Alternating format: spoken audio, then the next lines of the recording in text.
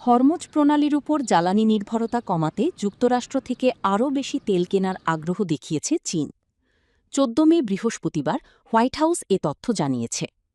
Washington বলছে, চীনের president Xi Jinping এবং মার্কিন প্রেসিডেন্ট ডোনাল্ড ট্রাম্প এক শীর্ষ বৈঠকে হরমুজ প্রণালীকে আন্তর্জাতিক জ্বালানি পরিবহনের জন্য উন্মুক্ত রাখার বিষয়ে একমত হয়েছেন।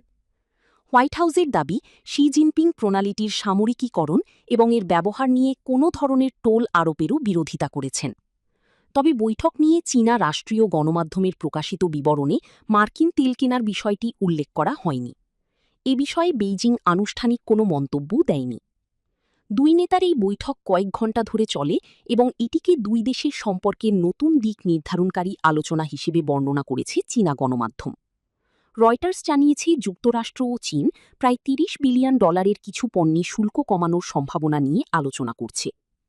বিশ্লেষকদের মতে, যুক্তরাষ্ট্রের জ্বালানি ও কৃষিপণ্য কিনা সম্ভাব্য নতুন বাণিজ্য চুক্তির অংশ হতে পারে। তবে এখন পর্যন্ত এই বিষয়ে কোনো চূড়ান্ত সমঝোতা প্রকাশ করা হয়নি। বাণিজ্য যুদ্ধ চলাকালে আরোপিত ২০% শুল্কের কারণে ২০২৫ সালের মে মাস থেকে চীন যুক্তরাষ্ট্রের কোনো তেল আমদানি করছে না।